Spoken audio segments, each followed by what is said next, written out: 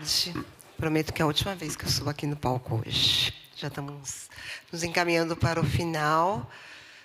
Obrigada, Anne. Obrigada, Igor. A gente...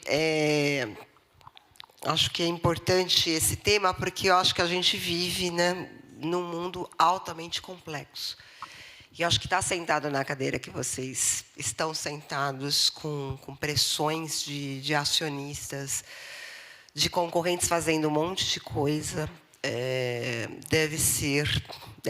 com certeza é um grande desafio. Então, a ideia aqui hoje é que a gente troque um pouco sobre essas experiências, o dia a dia de vocês, o que vocês puderem compartilhar sobre como é, né, fazer a gestão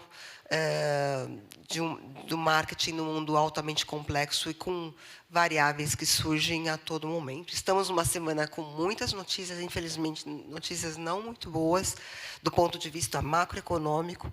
Vocês representam 2 setores de serviços, embora sejam de serviços, são diferentes por uma série de motivos. Então, a ideia hoje é que a gente faça uma conversa aqui bem interessante sobre isso. Eu queria conversar com você, Anne. O segmento de telecom, acho que assim, ele sofreu uma transformação durante e no pós-pandemia, né? Então, para a gente introduzir assim, e o tema central do nosso painel, eu queria te ouvir um pouco sobre esse cenário. Bem-vinda. Obrigada, Regina. Obrigada, Ocêmpia, Lara. E boa tarde a todas as pessoas presentes. E o Igor, né, que está aqui comigo. Você falou de complexidade, já pega pelo nome do painel, né? Já é grande, comprido, pela complexidade que é, sem dúvida. Hoje a gente teve aí alguns anúncios, enfim, está acontecendo, né, como você falou, a questão toda econômica.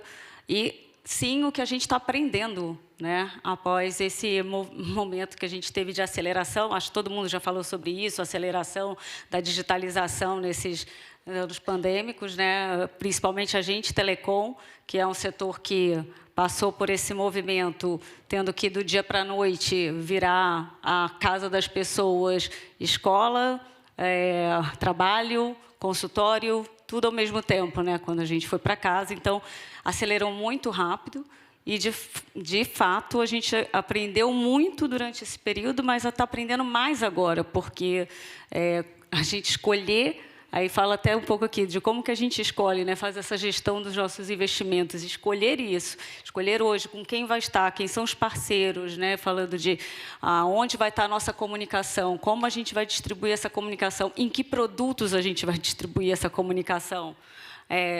No momento que a gente está passando, né, e, de fato, aí voltando um pouquinho para a telecom, todo mundo hoje tem o celular na mão, tem internet em casa, né, e mesmo quando a gente fala num país que tem uma questão econômica bastante difícil, sim, as pessoas têm um telefone pré-pago, né? A gente hoje tem mais de 100 mil clientes. Então, olha a complexidade, eu tenho mais de 100 mil clientes com acesso, ou seja, por um pré-pago, ou por um pós-pago, ou um acesso de internet, ou um acesso de TV. Tem mais de 300 mil pontos de venda e por aí vai. Então, a gente realmente tem uma complexidade bastante grande e acho que esse e a questão econômica acontecendo ao mesmo tempo. Acho que a gente vai falar um pouquinho mais disso já, né? Ótimo, obrigada. E você, Igor? Um segmento que está calminho, assim. Super. Estamos super tranquilos hoje. Vamos lá. Mas eu vou me ater à pauta. Gente, é engraçado, né? Porque esse é um painel sobre economics de investimento em mídia. E eu fui mídia a vida inteira quando eu trabalhava do lado de cá do balcão. E o que eu acho curioso, eu acho importante as pessoas dizerem, é que, do mesmo jeito que a gente tem uma complexidade dos meios de comunicação que fazem com que seja muito difícil empenhar e decidir o que a gente vai fazer, o que a Anne sublinhou, se a gente vai escolher um meio, se a gente vai escolher uma sazonalidade, se a gente vai escolher um produto, as coisas começaram a ficar bastante complexas do nosso lado, com fatores macroeconômicos que não eram comuns e não fazem parte culturalmente do nosso mercado. E eu acho que talvez essa seja a contribuição que eu tenho aqui dar. Porque muitas vezes é como se os anunciantes dessem alguns recados que são contraditórios para os veículos ou para as agências, no sentido de que, putz, tem uma audiência crescente, temos fidelidade de algumas coisas, temos barateamento de tabela de preço, e não necessariamente você responde com um volume de investimentos na mesma proporção dessas oportunidades. E qual que é a contribuição que eu tenho para dar? É que, realmente, quando você senta do outro lado do balcão, os fatores táticos que a gente tem de fazer avaliação de marketing mix modeling e de mix de e-mails, ele é menor do que necessariamente o P&L do resultado do meu balanço. Ou do balanço do concorrente, que é outra maluquice também. Então, assim, o que eu acho, a gente pode falar mais especificamente, mas o primeiro recado que eu gostaria de dar é assim, eu acho que se a gente precisar ter relações mais maduras, profundas e ter mais previsibilidade sobre o que está acontecendo em relação à gestão dos nossos investimentos, a gente precisa começar a estudar mais a fundo alguns fatores que estão muito além da gestão de marketing específica nos anunciantes. Entender se a gente tem problema de estoque, se a gente tem problema de sell-in, se a gente tem problema de mercado, que são coisas que normalmente ficam terceirizadas para quem trabalha nas nossas cadeiras, mas que precisam começar a ser absorvidas pelas pessoas que estão nas outras pontas. Porque isso vai facilitar demais o trabalho e vai tirar essa surpresa de que a gente, de fato, compre ou decida investimentos de mídia empenhado em sazonalidades e oportunidades comerciais. Não estou esvaziando o fato dos veículos trabalharem assim e continuarem fazendo dessa forma, mas que a gente consiga fazer um negócio que seja bom para ambas as partes e que não fique todo mundo sofrendo para fechar o mês ou o quarter, vai exigir um grau de disciplina, um grau de conhecimento tácito mais específico em alguns setores que ainda culturalmente não existe nos veículos e nas agências. Isso não é uma crítica. Eu acho que essa é uma oportunidade, porque eu falo na primeira pessoa. Só eu me dei conta disso quando eu mudei de lado e consegui compreender quais são os fatores mesmo que fazem a diferença no processo decisório quando a gente está empenhando verba, né? E muitas vezes o stakeholder com quem as outras pontas do mercado conversam é só com a gente, né? Ou seja, sou eu ou a minha equipe, e o fato de vocês não terem a vivência e o contato com outros pares meus em qualquer outra indústria atrapalha demais o grau de antecipação e conhecimento desse tipo de coisa para que a gente consiga colher oportunidades e fazer com que os nossos investimentos catapultem. Vou começar assim. E saindo um pouquinho aqui do protocolo, Regina, assim, Não, só corroborando aqui com o Igor. Não temos protocolo. Com certeza, a gente tem horas do nosso trabalho muito mais em reuniões de negócio e para saber o que está acontecendo, onde estão as dores dos nossos clientes internos, dos produtos e, né, de serviços que a gente trabalha junto, do que, muitas vezes, com os veículos, ou para, né, pensar em criatividade ou com criatividade. Acho que a gente participa muito menos hoje dessas reuniões e está muito mais na reunião de negócio, na reunião do business, para saber da receita. No final do dia, é exatamente isso. Qual é o balanço, qual é a receita que a gente vai trazer, né? Então, isso é muito importante num momento tão... A gente viu aqui alguns painéis, né? Falamos de diversidade, falamos de vários públicos distintos, falamos de tanta coisa, e são todos esses assuntos que, com certeza, fazem a gente dormir um pouco menos à noite. Mas pegando exatamente esse ponto, né? Porque do ponto de vista interno, pelo que eu estou entendendo que você está trazendo, Igor, você tem aí novas interlocuções, novas linhas para serem levadas em conta, que muitas vezes no relacionamento com os parceiros do mercado isso talvez não seja, é uma falta de visibilidade disso. Mas aí, como que dá para a gente endereçar isso? Nós somos profissionais de comunicação, numa indústria de comunicação, e eu sempre falo que a gente se comunica muito mal, né? Porque, no final das contas, a gente cria coisas muito para os outros e a gente mesmo, né? E esses pontos cegos que existem nesse relacionamento, como que ele pode ficar mais estratégico para que, de fato, as decisões de investimento nos parceiros, nas agências, nos veículos, nas plataformas, nas ações de marketing, né, que essa decisão está muito mais ampliada, como que ela fica, de fato, mais porosa, perfeito, correspondendo a esse dia a dia, sim, da porta para dentro, que é bem complexo. Eu vou falar agora especificamente do meu setor. Não vou falar como Santander, mas vou falar seguramente sobre como o mercado financeiro tem um jeito bastante simples e acho que super viável de transformar isso de um problema para uma oportunidade.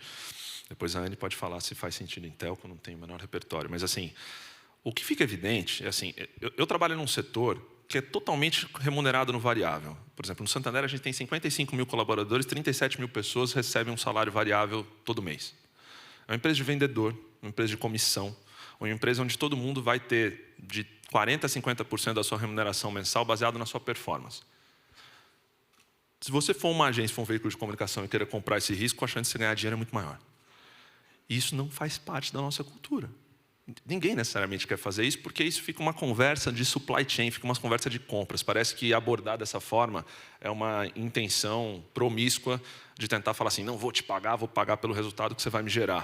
Eu não estou falando nada disso. Até porque todas essas 35 mil pessoas que trabalham na minha empresa têm salário fixo, seguro-saúde, são CLT, têm uma série de benefícios e ampliam as suas remunerações com isso. Agora, eu acho que a gente deveria precisar construir um arcabouço, nem sei se essa é uma palavra boa, porque foi usada hoje pelo ministro da Fazenda de manhã, mas assim, aonde fosse viável que as relações com agências e veículos conseguissem construir uma remuneração variável. Então, de fato, hoje o que acontece, sendo bastante prático? Algumas pessoas têm uma tendência de achar que o share, por exemplo, de digital no Santander é maior em função ou do protagonismo do meio ou porque o CMO veio de digital. Não, não é verdade. É porque, por DNA e por natureza, a remuneração é variável. Provavelmente, se a gente tivesse remuneração variável em outras pontas, a gente teria um share mais equilibrado, porque a gente está chegando num ponto de inflexão onde eu não quero mais fazer digital. Eu faço por uma questão de necessidade mercadológica comercial. Agora, a gente vai ter maturidade suficiente para suprir esse tipo de coisa? Se sim, nós vamos chegar num lugar melhor. Eu, no meu quadradinho, no meu espaço, eu tentei ao máximo esticar a corda para, por exemplo, a agência que trabalha comigo recebe menos do que eu gostaria que fosse de variável, mas recebe, né? Por mim, seria até mais, mas assim, cada escolha é uma renúncia. Então, assim, no nosso caso especificamente, é óbvio que essa não é uma solução transversal para o mercado publicitário, mas provavelmente, para quem tem clientes e para quem, de fato, precisa vender alguma coisa para o mercado financeiro, existe um empenho de risco. Gente, o mercado financeiro é só tomada de risco. Todos os meus pares só falam essa palavra. A palavra risco é a palavra mais falada que existe lá. Mais que P&L, mais que lucro, mais que EBITDA, é risco. Então, é muito difícil quando o cara do marketing entra na mesa num board de banco e a agência dele, o veículo dele, não está tomando risco. Você não é ninguém quando você senta na mesa sem tomar risco no mercado financeiro. Então, bem-vindo aos que têm coragem e vontade de tomar risco. Porque essa é a solução. E não é a minha solução, vai ser a solução comigo, com a Natália do Bradesco, com o Tracanela no Itaú, com quem você quiser falar, com a Petra no Mercado Pago. Pouco importa. Então, assim, eu estou clamando aqui, falando assim, por favor, façamos isso, porque em vez da gente ficar numa discussão de marketing mix modeling para decidir quem vai ter mais share de investimento em e-mail, eu gostaria de dobrar meu investimento. E eu tenho certeza que tem apetite para isso, desde que sejamos sócios. Em vez de ficar nas costas minha, entregar um ROI depois de dobrar o orçamento que existe. Não sei se era para eu falar. Para que isso aconteça, a gente também precisa de métricas e uma base para, justamente, você falou a palavra ROI, né? Vocês pertencem a grandes corporações, pressão de acionistas, resultados, enfim. Como que essa questão, no seu caso, Anne, do que é levado em conta nessa relação para que ela seja, de fato, mais eficiente? Cada vez mais, assim, concordo super, tá, Igor, com um monte de pontos que você colocou aqui, e cada vez mais a gente é cobrado assim, era o que era 1 para 20, a cada R$1 é 20, a 1 para 50, e só vai aumentando, é exponencial. Existe um apetite, sim, de aumentar o orçamento, né, da linha do DRE de publicidade? Existe, desde que traga mais resultado. O fato é esse. Esse é o fato. Tem que trazer mais resultado. E não é o resultado que já está lá colocado, dado na meta. Esse a gente é pago para fazer. O que há mais é que vai conseguir fazer alguma coisa a mais. E, sim, hoje, cada vez mais se fala de dados, é óbvio, a gente tem marketing mix modeling, não sei o Igor lá, mas o que tem? A gente tem cientista de dados, tem equipe de mídia, todo mundo trabalhando. Cada vez mais o que vem dos veículos, a gente olha muito além da audiência, né? A gente olha exatamente o que está acontecendo, o que traz, inclusive, para tipos de produto. Eu já tenho atribuição para tipos de produto que eu vou colocar em que meio e que veículo. Eu já consigo olhar isso. Então, assim, o modelo de atribuição já está aí, é dado. O ponto é como que a gente acelera. No caso de telecom, a gente é indústria, porque a gente produz o sinal, né? Uma rede. A gente é varejo, porque a gente tem mais de 300 mil pontos, né? No meu caso, e com certeza né, os meus maiores concorrentes também, mais de 300 mil pontos de venda pelo Brasil. No nosso caso, a gente está em 4.800 municípios, como eu falei, mais de 100 mil clientes que tem a gente. Ou seja, eu também sou, além do varejo, né, como telecom, a gente ainda é mídia. Né? Então, assim, olha isso, a gente é indústria, varejo, mídia e serviço. By the way, é o serviço, né? Recorrente que as pessoas pagam todos os meses e que tem uma relação com esses 100 mil clientes de que querem ser bem atendidos. Então, tudo isso é só para dizer que tem um custo, né, alto de atendimento, que também banco tem, né, serviços financeiros têm, e altíssimo, aliás, né, porque eu tenho que ter presencial e digital. E mais, então, é custo, e aí a gente ainda é visto, na nossa linha do DRE, né, no nosso caso, ainda é visto como custo. Não é visto como investimento. Né? Não falam para a Anne quanto você investiu, falam quanto você gastou. E eu tenho que corrigir toda hora. Não, comigo é investimento. Né? Mas é o tempo todo, essa é a retórica. Eu queria acrescentar um negócio, eu acho importante, porque assim, quando a gente fala de patamares de anunciantes grandes, assim, estruturados, igual a Andy estava falando, eu acho que o problema não passa por KPI e métrica, Regina. Assim, realmente, a gente tem um nível de sofisticação muito alto. O que talvez não exista, e eu acho que esse seja o gatilho para que as coisas funcionarem, é transparência e cumplicidade. O problema é sobre confiança, ou seja, se você acha que eu estou arbitrando o meu número, e, portanto, você não tem confiança, a Rede Globo não vai acreditar se eu vou reportar o número exato de cartões de crédito vendidos para que a gente tenha uma conclusão. Eu acho que, no fundo, o pacto passa muito mais pelo fato de a gente ter um ambiente neutro e agnóstico, auditado, que possa ser visto pelas partes sem conflito de interesses, dado que alguns veículos atendem os concorrentes, para que a gente consiga fazer um modelo, sim, onde todo mundo se ajuda. E, óbvio, sem transferência de responsabilidade. Pelo amor de Deus, eu não quero revogar aqui, como regra do marketing, os 4 Ps e entender que, de fato, muitas vezes o pricing não está na mão do parceiro, a distribuição não está na mão do parceiro, ninguém está sendo oportunista aqui, tentando... Quando eu sugiro sejamos sócios na parcela que cabe, na contribuição da indústria, no fato de ajudar com as nossas vendas. Também não tem nenhum pleito inadequado aqui. Mas o que eu julgo que faz com que as coisas aconteçam, principalmente na esfera de grandes anunciantes estruturados, é muito mais a gente conseguir, com jurídico e compliance, dividir informações que ainda internamente são ditas como estratégicas, mas, se eu não tiver a segurança de conseguir contar o que está acontecendo na minha ponta, vai ser difícil a gente chegar nesse ponto. Eu acho que a gente tem um nó aqui muito maior do que necessariamente a gente conseguir medir. Eu acho que a gente estourou já a arrebentação sobre medir e medir com precisão. Né? O que falta é como que a gente compartilha essa mensuração, como a gente pondera essa mensuração e como ela é transparente na relação com os parceiros, para que todo mundo enxergue em tempo real e consiga contribuir, de fato, não só sendo uma ponta ou um meio, mas muito mais do que isso, que aí sim tem a contribuição estratégica. Essa é a minha bandeira, assim, é o que eu tento de... Para a gente avançar nessa relação, né, que está em transformação e que, justamente como você falou, ela tem variáveis que são financeiras, que envolvem uma interlocução diferente. O que vocês, com a experiência de vocês na cadeira que vocês estão, vocês acham que é possível? Né? A gente está com lideranças de todos os elos da nossa indústria aqui. Acho que esse fórum é muito privilegiado para a gente justamente fazer uma provocação. E acho que o Igor usou a palavra pacto, que eu gosto muito, né? A gente sempre fala isso, como sempre, né? A gente precisa fazer novos combinados e fazer uma repactuação para a gente, justamente nessa relação, essa relação ficar mais fluida e ir para um próximo nível, digamos assim.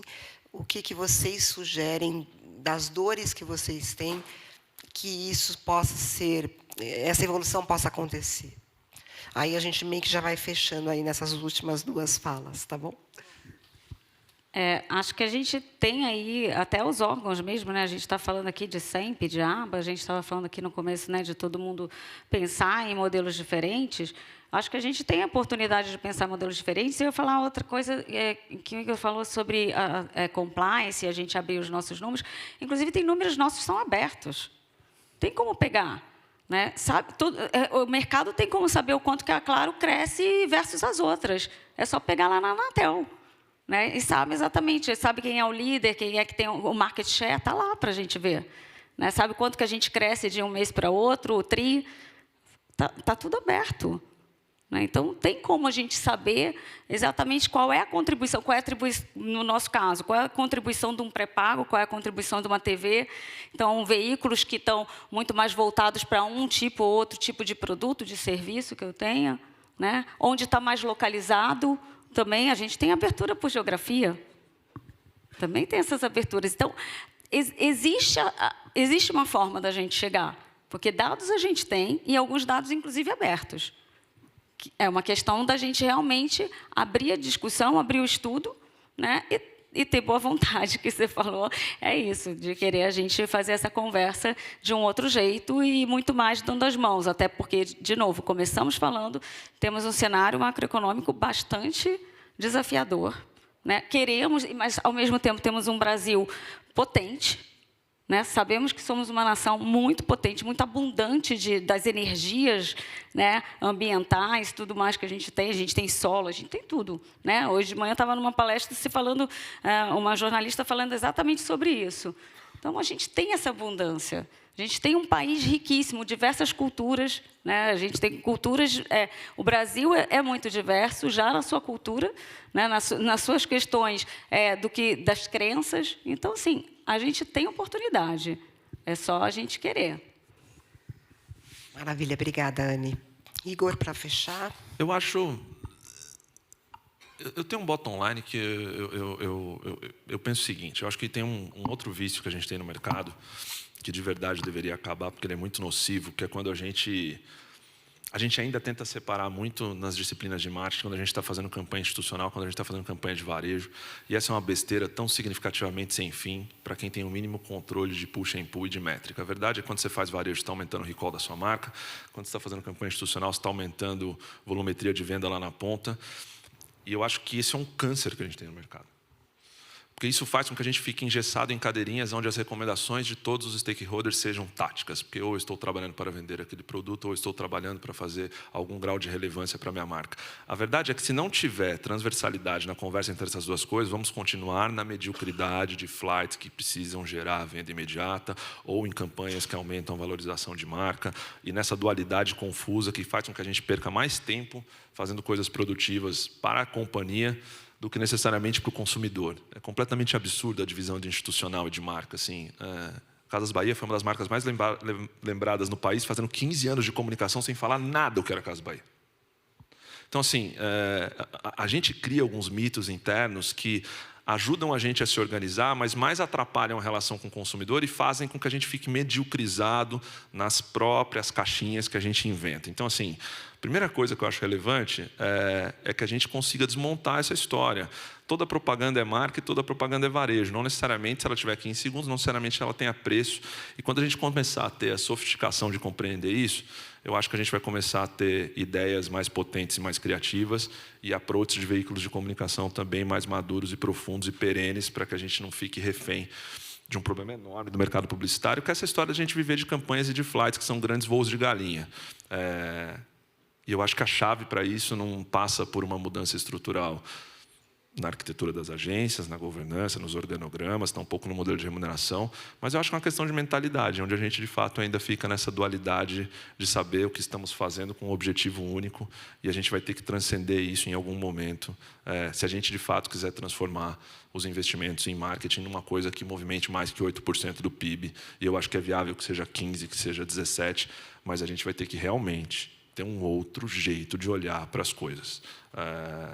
E eu acho que esse jeito é absolutamente trivial, simples, basta vontade política para que a gente consiga operar assim, porque capacidade técnica e intelectual todo mundo tem.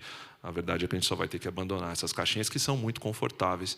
Eu, internamente, eu matei as minhas pessoas de branding, acho uma grande bobeira essa história.